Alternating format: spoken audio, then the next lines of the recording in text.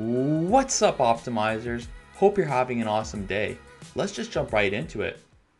A common objection towards habits is that it makes life too boring because of all the structure, not leaving any room for spontaneity and freedom to do what you want when you want.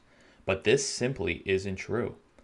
By becoming disciplined with our habits, it allows us to automate the repetitive stuff, freeing our mind's cognitive load and allowing us to partake in more creative endeavors.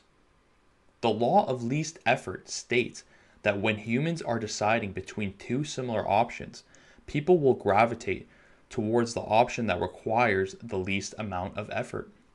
To use this law to your advantage, reduce the friction associated with good behavior and increase the friction of unwanted behavior.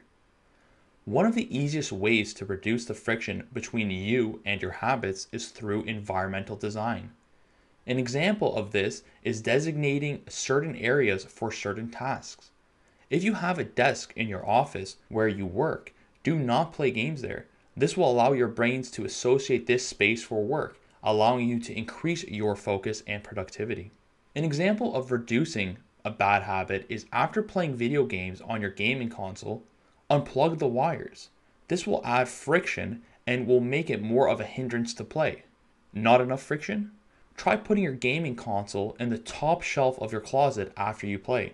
The more barriers will make it more of a drag and will reduce your incentive to play. The 2-minute rule is a truly powerful technique which states that when you start a new habit, you should spend no more than 2 minutes. James mentions how one of his readers who was overweight was able to lose over 100 pounds through this method. All he did was show up to the gym for no more than 5 minutes maximum, no exceptions. He would keep doing this until the new habit became automatic. Then he was able to stay longer. The whole principle behind the 2-minute rule is you first need to create a habit, then optimize. Too often, we see people starting something new, go all out on it, and barely last a week or a month. An example of this is if you look at a gym at the start of a new year, it is packed with people with New Year's resolution goals and going to the gym regularly. 2 months later, and the gym is half as full. What happened? This comes back to the 2-minute rule. People are trying to develop a new habit and optimize it at the same time, instead of first building the habit, then optimizing.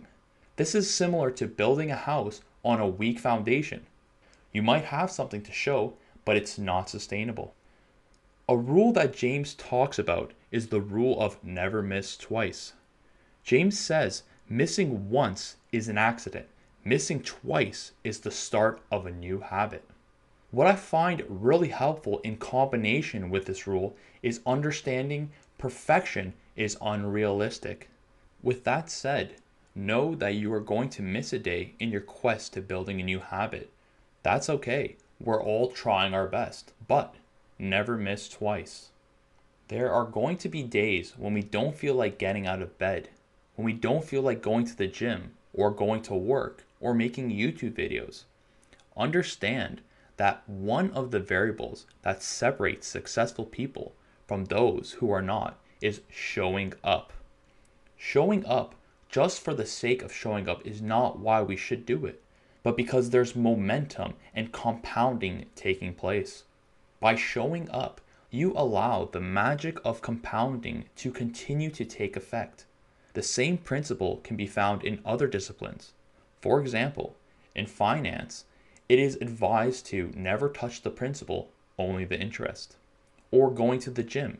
Some workouts are deloads, where you don't go as hard, but you still preserve muscle mass. Or with nutrition, it's okay to eat dessert here or there, as long as you generally eat healthy and exercise. Although there are many upsides to habits, there are also downsides. One of the benefits of habits mentioned earlier is how they eventually become automated, freeing cognitive load. This is good, but at the same time, if we do not reflect on our habits from time to time, we allow our habits to lose their effectiveness and relevancy. Reflecting on what you are doing can be difficult, but it is important in order for us to achieve our goals. For example, training to run a marathon and finding that week after week of training, the distance you are able to run hasn't changed at all. This is a sign that something needs to change in order to improve. If you ignore the signs, this will stunt your growth. An example of relevancy is someone who dedicated his life to become a master of the typewriter. He practiced every day and didn't care about what was happening around him. By ignoring all other technological advances, the computer eventually took over and the typewriter became obsolete. Habits is similar to the concept of working hard. Reflection is similar to the concept of working smart. For optimal results, we need to work hard and smart. If you liked the video, please make sure to press that thumbs up button. And if you didn't like it, let me know with a thumbs down. Also, make sure to subscribe so you don't miss any of our new videos. Please comment below on a new habit you are going to do or a bad habit you are going to break. And remember, by commenting and putting it out in the world, it will tremendously increase the odds of it happening. And it will also help this channel. Thank you all so much for watching, and I'll see you in the next one.